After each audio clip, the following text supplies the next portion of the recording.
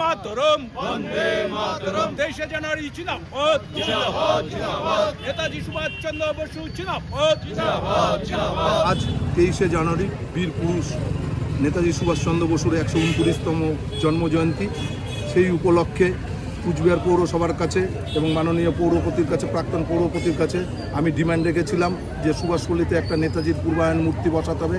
কারণ সুভাষপল্লীর নামকরণটা হয়েছে 100 বছরের উপরে হয়ে গেল।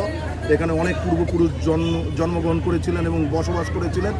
সবাই মিলে অনেকে চেষ্টা করেছিলেন কিন্তু তারা পারেনি। সেটা আজকে আমি সেটা গর্ববোধ করছি যে আমি মূর্তিটা বসিয়ে এবং নেতাজি সুভাষচন্দ্র বসুর আবক্ষ মূর্তিটা, পূর্বায়ন মূর্তিটা বসাতে পেরে আমি মাননীয় রবীন্দ্রনাথ ঘোষ মহাশয়কে অসংখ্য ধন্যবাদ জানাচ্ছি। এবং তৎসহ আমার পৌর বোর্ডের যারা কাউন্সিলররা আছেন প্রত্যেকে আমার সাথে সহযোগিতা করেছেন যে না, সুভাষপল্লীর মোড়ে একটা নেতাজি সুভাষচন্দ্রের মূর্তি বসুক।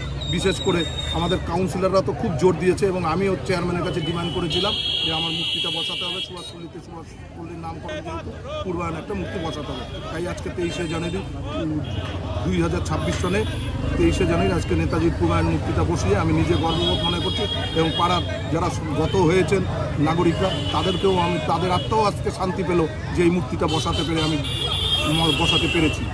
কত টাকা ব্যয়ে এটা হয়েছে মূর্তিটা? 3 লক্ষ টাকা ব্যয়।